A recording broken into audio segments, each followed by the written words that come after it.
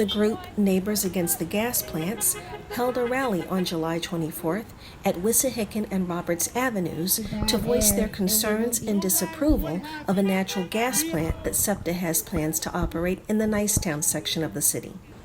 Demonstrators wore respirators and held signs as supporters drove by blowing their horns in support.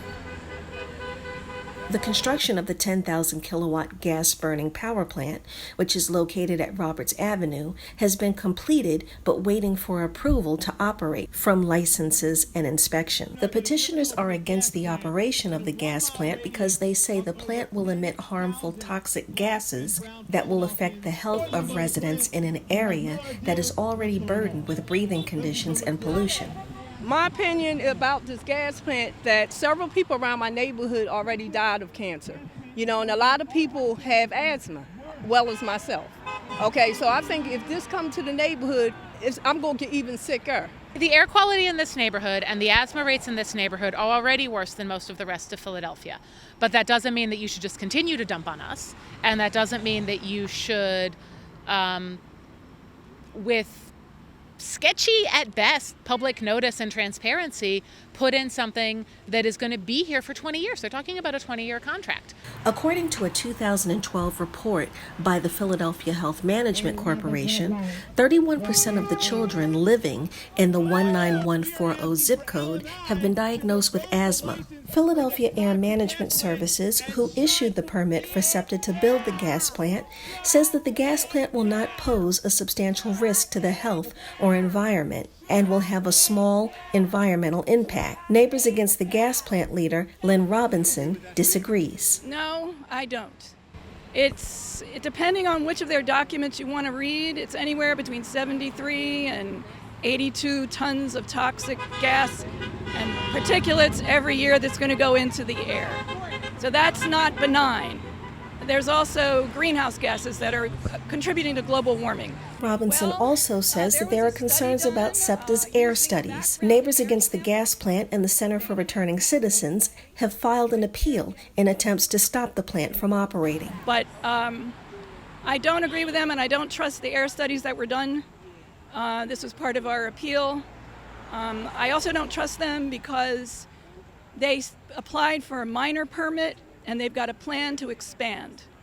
And, the only thing that's probably going to stand between them and expanding is us, or if the L&I Review Board rules to revoke the permit.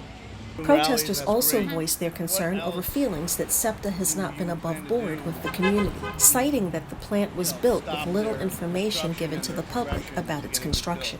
So there's been, now I only got involved in this a few months back when I heard about it, because even though I live in this neighborhood, SEPTA has done a terrible job of informing the public and informing the neighbors what they're planning on doing here. I know that the group that we are with, Neighbors Against the Gas Plants, has been doing public testimony, appealed their permit to the L&I board, and we are out here partly because L&I is no longer accepting public comment on this issue, and we want to show them that even if they're not willing to hear from us anymore, we do still have really strong opinions about whether or not this comes into our neighborhood, and we're really trusting the L&I board to put the people of Philadelphia first and the people of Nicetown and East Falls and Germantown first, and not allow them to turn this thing on. Residents say that when plans to build the generator were discussed, SEPTA stated that they wouldn't move forward with plans unless the community was involved. But that has not been the case, says Germantown resident Nikki Bagby. My issue is that we had a community meeting back in 2016. SEPTA, NORESCO, the PUC, and all these folks were involved, and they promised us that we would meet at the table and that they would not continue to build this until the community was involved. They lied. And we were one of the original people who asked them to come together and meet with us, and they did. They sat to the table, said they had a community liaison, and they said they would not do it. In 2016, when this occurred, this is when they had the presidential election.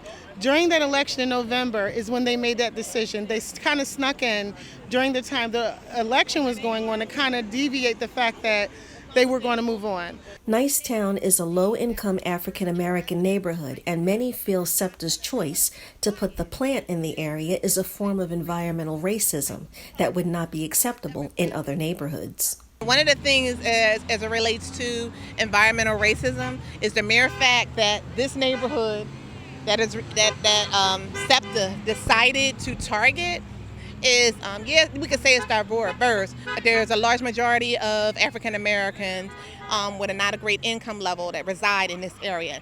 The site that they applied for, as I call it, a sham permit. They put the 19129 zip code. That is East Falls. This is not East Falls. That side of the street is Nicetown. You know, I see increased disease in the neighborhood, and that is, you know, asthma, cardiovascular, mental illness, general, you know, when a person has enough toxics in their system, it affects many things. Academically, there's brain diseases that are related. It affects children and their performance in school. It affects older people getting dementia, and that burdens families who have to take care of people who are ill. So basically, I think it's environmental racism. It's an attack on a certain community. This is a predominantly African-American, low-income neighborhood right here, and it's a way of keeping people down. And so I find that totally unacceptable. Well, we're hoping that the verdict will be in our favor and the permit will be revoked. If it is revoked, SEPTA is not allowed to turn on the plant. Now, they may appeal that decision, but we will go to bat with them again.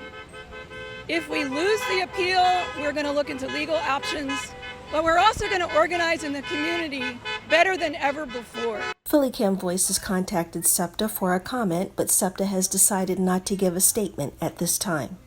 For PhillyCAM Voices, I'm Lisa Barnes.